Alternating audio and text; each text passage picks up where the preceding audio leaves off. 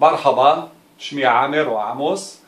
אני גאה להיות חלק מצוות בית הספר לערבית דיוואן והאתר דיוואן co.il, התוכנית הנפלאה ללימוד השפה הערבית באינטרנט שפיתחנו במיוחד בעבורכם. מתחילים, מתקדמים, כל הרמות, תוכנית נפלאה.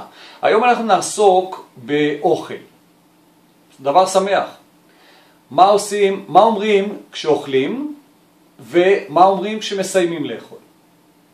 אז קודם כל, כשאנחנו מוזמנים לארוחה בחברה הערבית, לא מקובל לשאול אותך אם אתה רוצה. יש אפילו אמירות שאומרות שאם מציעים לך אז בעצם לא מתכוונים. לכן בחברה הערבית אנחנו מגישים. כשמגישים לנו אוכל אנחנו אומרים יסלמו. יסלמו, יבורכו. מי? הידיים שמגישות. יחד איתי. יסלמו. פשוט. יסלמו. וכמובן, שוקרן. תודה.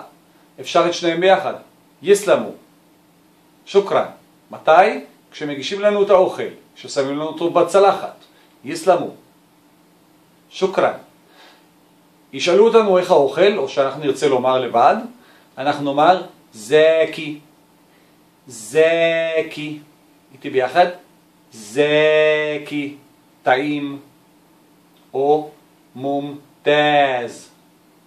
מומתז. מצוין. זקי. טעים.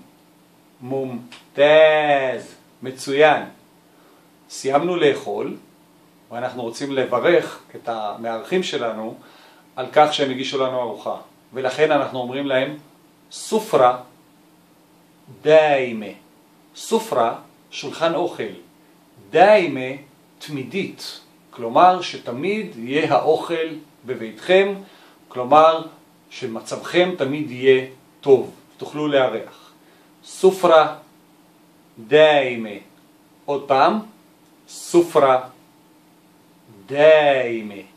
ואם הגישו לנו קפה, נוכל לומר קהווה דיימה. אותו דבר. קהווה דיימה. עד כאן הטיפ שלנו להפעם. מאוד מקווה לראות אתכם בתוכנית שלנו דיוואן co.il. להתראות. מע הסלאמה. ביי ביי.